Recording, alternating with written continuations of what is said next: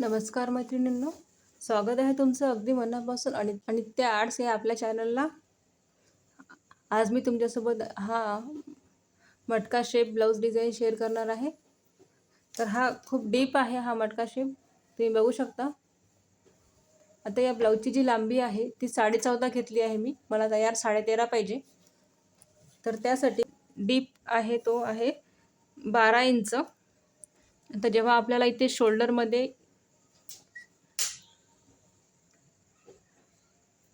जेव्हा शोल्डरमध्ये अर्धा इंच कमी होईल तेव्हा आपला 11.5 इंच हा तयार होईल. आणि हा भरपूर ब्रॉड आहे. 7.5 ते 8 इंचापर्यंत ब्रॉड घेतला आहे मी हा. आता इथे जेव्हा आपण टक्स टाकू तेव्हा हा थोडा फैलून जाईल आणि याला नॉटसुद्धा लावणार आहे. तर मी याला अशी पट्टी लावून घेतलेली आहे. आतमधून पायपिंग नाही केलेली आहे. कॅनव्हास लावून घेतला आहे मी याला आणि आतमधून फोल्ड करून घेतला आहे. आता मी याला एक कच्ची शिलाई करून घेतली आहे, कारण की मला आतमध्ये तुरपाई करायची आहे. हातशिलाई म्हणतो आपण त्याला. जर तुम्हाला हातशिलाई नसेल करायचं तर ही जी शिलाई घेतो आपण तेव्हा ते पक्की घ्या, म्हणजे निघणार नाही. आणि जर तुम्हाला हातशिलाई करायची असेल तर मग ही थोडी कच्ची घ्या. जसं काढायला शिलाई घेतल्याने काढायला आपल्याला सोपं जाईल.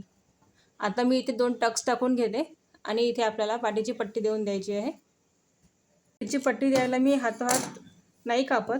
नंतर जेव्हा आपला कापड शिल्लक राहतो त्याच्यामधून काढून घेते. आता तुम्हाला जर हवं असेल तर तुम्ही कटिंग करताना तुम्ही तयार करून घेऊ शकता. पाठीच्या पट्ट्या ज्या आहे, काजबटनच्या पट्ट्या आहे, ज्या आपल्याला एक्स्ट्रा पट्ट्या लागतात त्या. आता मी मशीनवरच कट करून घेते. त्यामुळे आता मी ह्या 2 पट्ट्या कट केल्या आहे आणि याला मला जॉईन करून घ्यायचे आहे.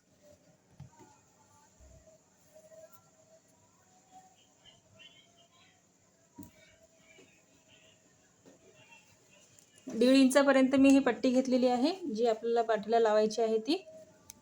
आता अर्धा इंच शिलाईमध्ये जाईल. अर्ध्यापेक्षा कमी शिलाईमध्ये घ्यायचं आहे आणि बाकी आपल्याला फोल्ड करून कच्ची शिलाई देऊन द्यायची आहे. आपल्याला त्याला तुरपाई करायचं आहे. आता हा पाठीचा भाग रेडी करून घेतला आहे मी. पाठीला कमरपट्टी लावून घेतलेली आहे, कमरेला आपला, आणि टक्ससुद्धा दिले. बघू शकता की आधी जो आपला जो आकार होता तो एकदम असा जवळ होता. टक्स टाकल्यानंतर थोडा तो पसरला. तर अशा कुठल्याही ब्लाऊजला जो डीप नेक आहे तर त्याला काय ना, आपला जेव्हा आपण टक्स टाकतो तेव्हा तो नेक थोडासा पसरतो. तर त्यासाठी कमी घेतला तरी चालेल या बाजूला. नंतर टक्स टाकले तेव्हा तो आणखी पसरेल. आणि टक्स टाकून झाल्यानंतर आपला जो हा गळा पसरला तर त्यामुळे काय होते, जे आपण शोल्डर घेतलेला आहे तो ऑटोमॅटिकली या साईडला चालला जातो आणि तो आपल्या शोल्डरवरून खाली घसरतो. तर त्यासाठी ना इथे कमीच घ्या शोल्डरला जेव्हा आपण गळा टाकतो तेव्हा. आणि नंतर आपण हे टक्स टाकू तेव्हा तो ऑटोमॅटिक थोडा पसरून जाईल. आणि आता जेवढा पाहिजे तेवढा आहे तो. त्यामुळे काय होईल की हा घसरणार पण नाही आणि याला नॉट लावायची आहे, त्यामुळे घसरण्याची काही शक्यताच नाही आहे. या ब्लाऊजचा जो फ्रंट नेक आहे तो असा आहे, पंचकोनी. थोडा डीपच घेतला आहे, कारण की क्लायंटला थोडा डीपच नेक हवा होता, फ्रंट अँड बॅक दोन्ही पण. त्यामुळे मी थोडा डीप आणि थोडासा पसरट पण घेतलेला आहे. आता हा प्रिन्सेस कट आहे, त्यामुळे आपल्याला कुठलाही शेप समोर टाकू शकतो आपण, कारण की समोर पॅक राहतो. कटोरी शेपमध्ये आपल्याला नाही टाकता येणार. नेहमी ब्लाऊजला शोल्डर जोडण्याआधी आपली जी लांबी आहे ती पाहून घ्यायची आधी, कारण की जेव्हा आपला ब्लाऊज रेडी होतो बॅक साईड तेव्हा तो कमी जास्त राहू शकतो. त्यासाठी आपल्याला जी लांबी आहे ती चेक करून घ्यायची आधी, मार्किंग करायचं आहे. आता मला एवढी 13.5 इंच तयार पाहिजे. अर्धा इंच मी एक्स्ट्रा घेणार आहे शिलाई मार्जिनसाठी. शोल्डरला कट जर दिला नसेल तर कट देऊन द्यायचा आहे.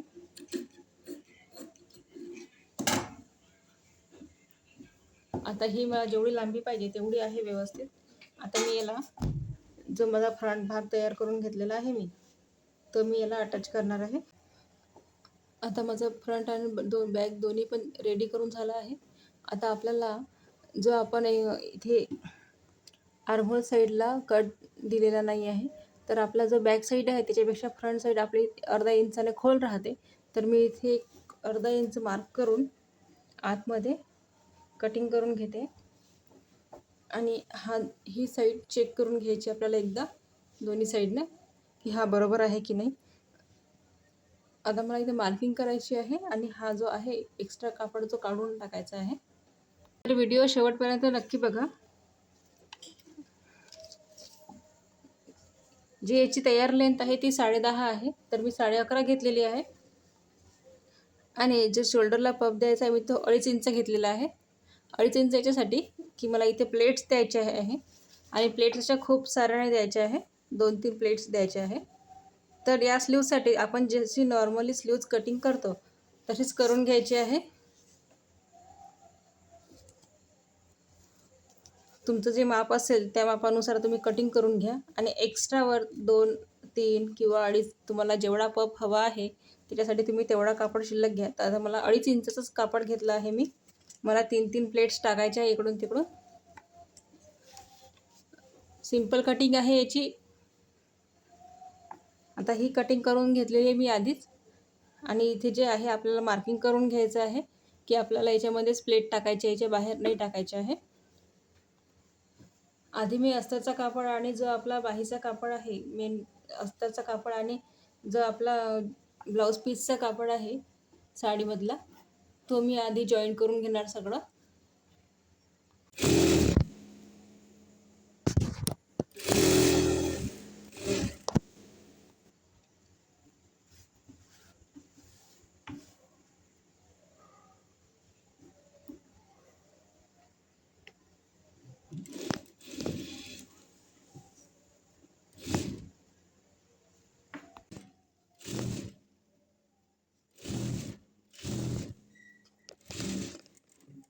व्यवस्थित दोन्ही बाही एकावर एक ठेवून पूर्ण शिलाई करून घ्यायची आहे काठाकाठाने. हाताने प्रेस करायचं आहे जेणेकरून तुमचा कपडा जो आहे जमा होणार नाही. आणि अगदी काठाकाठाला शिलाई करून घ्यायची आहे. दोन्ही स्लीव्ज रेडी झाल्यानंतर आपल्याला चेक करून घ्यायचं आहे. लहान मोठी असेल तर एक्स्ट्रा कापड जो आहे तो आपल्याला काढून टाकायचा आहे.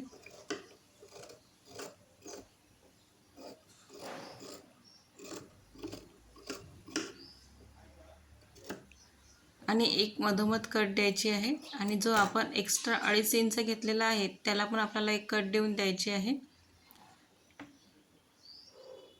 दोन्ही स्लीव्जला कट द्यायचे आहे. आता जो आपण एक्स्ट्रा कापड घेतलेला आहे 2.5 इंच तो पूर्ण आपला शिलाईमध्ये आला पाहिजे. आपल्याला अशा छोट्या छोट्या प्लेट्स बनवून घ्यायच्या आहे. दोन्ही साईडला सारख्या प्लेट्स आल्या पाहिजे. आणि जो 2.5 इंच आपण एक्स्ट्रा घेतला आहे तो पूर्ण आपल्या प्लेट्समध्ये दबून गेला पाहिजे. तेव्हा आपली जे स्लीव्ज आहे ती नॉर्मली व्यवस्थित होईल. आता मी प्लेट्स टाकून घेतले आहे दोन्ही साईडनं आणि असा पफ येतो याचा. आता आपल्याला दोन्ही स्लीव्ज रेडी करून घेतलेले घ्यायची आहे. कुठे कमी जास्त असेल तर आपल्याला तो काढून टाकायचा आहे तेवढा कापड. अगदी शोल्डरला शोल्डर जोडून बघायचं आहे. आर्महोल साईडला पण बघायचं आहे. जर एक्स्ट्रा कापड टाकायचं आहे.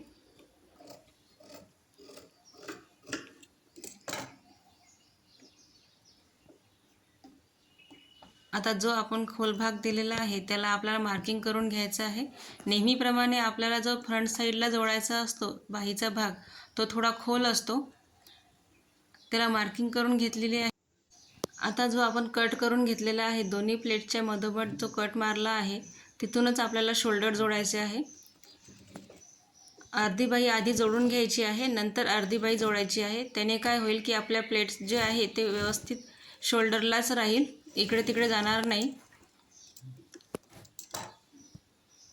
आता एका साईडची बाजू जोडून झाल्यानंतर आपण दुसऱ्या साईडला जोडूया. अर्धा इंचची शिलाई मार्जिन ठेवून आपल्याला शिलाई घ्यायची आहे. आणि बाहीचा कापड किंवा आपला ब्लाऊजचा कापड थोडाही ओढायचं नाही आहे. एकदम फक्त सरळ करून घ्यायचं आहे आणि शिलाई करून घ्यायची आहे. अशा मधोमध प्लेट्स येतील जर व्यवस्थित स्लीव्ज जर आपण जोडली तर. आता मी दुसरी पण स्लीव्ज तशीच जोडून घेणार आहे. एका साईडने स्लीव्ज कधीच जोडायची नाही, अगदी मधोमध घ्यायचं आहे आधी आपल्याला आणि जॉईन करायची आहे स्लीव्ज. जर तुमच्या स्लीव्जला डिझाईन असेल किंवा पफ असेल तर तुम्ही याच पद्धतीने जोडा.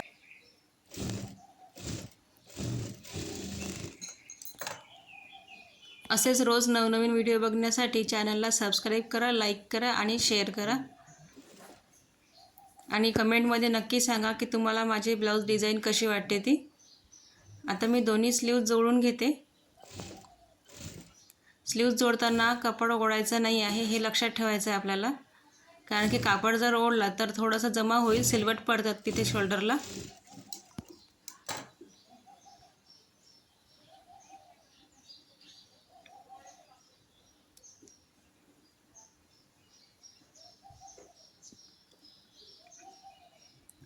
आता माझ्या दोन्ही स्लीव्ज रेडी आहे. आधी चेक करून घ्यायचं आहे आपल्याला फिटिंग करण्याआधी की आपलं शोल्डर आणि जे स्लीव्ज आहे ती आपली व्यवस्थित आहे की नाही. कमी जास्त झाली असेल तर आपण आताच दुरुस्त करू शकतो, पण ही माझी व्यवस्थित आलेली आहे. तुम्ही बघू शकता, शोल्डरला शोल्डर लावून दाखवते. जर तुमची स्लीव्ज कमी जास्त होत असेल तर तुम्ही आताच त्याला व्यवस्थित करू शकता. फिटिंग केल्यानंतर आणखी शिलाई खोलावं लागेल, तर त्यासाठी आधी चेक करून घ्यायचं आहे आपल्याला. आता फिटिंग करण्याआधी आपल्याला पूर्ण ब्लाऊज चेक करायचं आहे. आर्महोल साईडला वगैरे पूर्ण चेक करून घ्यायचं आहे. जर कमी जास्त असेल तर आपल्याला कटिंग करून काढून घ्यायचं आहे. आता ब्लाऊज सरळ करून घ्यायचं आहे आणि फिटिंगची मार्किंग करून घ्यायचं आहे. मार्किंग करून झाल्यानंतर आपल्याला फिटिंग करायची आहे. आता जे तुमचं माप असेल, अंगावरून असेल किंवा ब्लाऊजवरून असेल, व्यवस्थित माप टाकून घ्यायचं आहे आपल्याला. फिटिंग करून घेतली आहे मी. आता इथे मला लेस लावायची आहे. तर जी लेस आहे ती एका साईडला स्टोन वर्क आहे पूर्ण आणि एका साईडला स्टोन नाही आहे. तर ज्या साईडला स्टोन नाही आहे तिथे मी शिलाई करून घेतली आहे आणि ज्या साईडला स्टोन आहे तिथे फॅब्रिक ग्लूने आपल्याला चिपकवून घ्यायचं आहे पूर्ण लेस. आणि जे थोडी लेस उरली आहे ती मी लटकनलासुद्धा लावून घेतलेली आहे. फॅब्रिक ग्लूने जी लेस आहे ती पक्की चिपकते, निघणार नाही ती इझिली. आता व्यवस्थित आपल्याला हाताने प्रेस करून घ्यायचं आहे जेणेकरून ती लेस जी आहे ती व्यवस्थित लागेल आणि ब्लाऊजला सुंदर लुक येईल लेस लावल्यामुळे. मटका शेप आहे हा, बघू शकता तुम्ही, खूप सुंदर शेप आलेला आहे आणि मी त्याला नॉटसुद्धा लावलेली आहे. स्लीवची डिझाईन पण खूप सुंदर दिसते ही. तुम्ही नक्की ट्राय करून बघा. व्हिडिओ शेवटपर्यंत बघितल्याबद्दल धन्यवाद.